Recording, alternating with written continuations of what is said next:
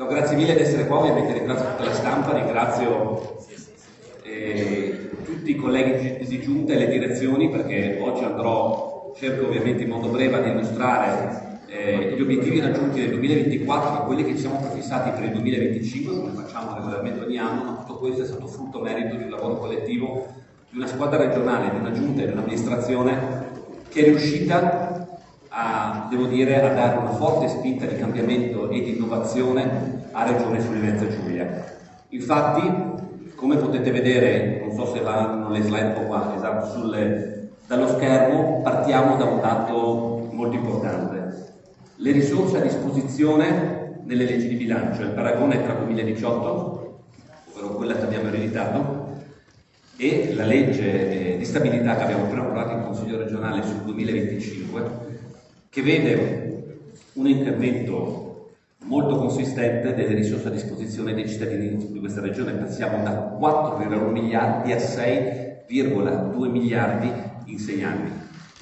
È un obiettivo che penso nessuno potesse mai pensare di raggiungere, frutto di diverse decisioni, sicuramente di una regione che è stata capace di reagire anche durante i periodi difficili, ma di crescere in modo esponenziale.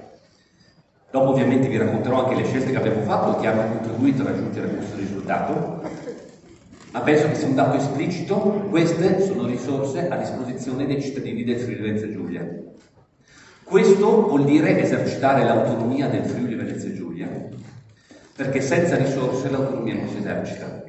Più risorse sono a disposizione, maggiore è la forza delle competenze che possiamo mettere in campo per i cittadini di questa regione. Noi abbiamo organizzato questa conferenza stampa su tematiche relative alle deleghe che hanno i diversi assessori, per cercare ovviamente di essere più fluidi nel racconto, ma anche valorizzare il lavoro che le singole direzioni e i membri della Giunta hanno fatto in questi anni.